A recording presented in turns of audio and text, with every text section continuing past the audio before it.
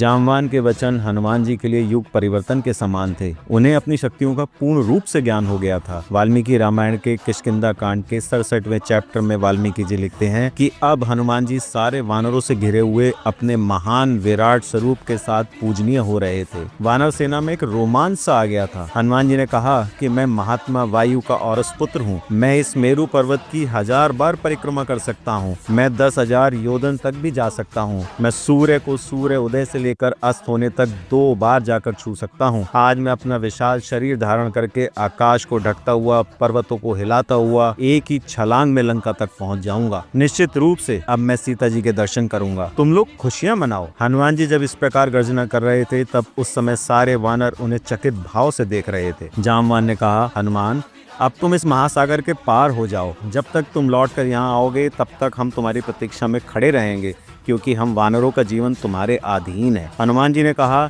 मैं यहाँ से छलांग मारूंगा, उस समय संसार में कोई भी मेरे वेग को धारण नहीं कर सकेगा। मैं इस महेंद्र पर्वत के ऊपर जाता हूँ और वहां से छलांग मारूंगा। जब इतने विशाल हनुमान जी ने महेंद्र पर्वत पर चढ़ना शुरू किया तब उस पर्वत पर निवास करने वाले सारे पंछी उड़ने लगे। वह पर्वत डोलने लगा। बड़ी बड़ी शिलाएं टूट के नीचे गिरने लगी। जंगली जानवर पर्वत को छोड़कर भागने लगे। नए नए झरने फूट गए। शत्रुओं का संहार करने वाले वानर सेना के श्रेष्ठ वीर, वेगशाली, महामनस्वी, महानुभाव हनुमान जी का मन तेजी से छलांग लगाने की योजना में लगा हुआ था। उन्होंने अपने मन को स्थिर करके लंका का स्मरण किया। आज 2025 का 339वां दिन है। 338 दिनों से लगातार चली आ रही श्रीमद् वाल्मीकि रामायण की कथा आज किष्किंधा कांड के अंतिम अध्याय पर है। कल से यह कथा सुंदर कांड में प्रवेश करेगी। इसी तरह इस धर्म यात्रा से जुड़े रहिए। अब प्रभु का आशीर्वाद पाते रहिए। जय श्री राम।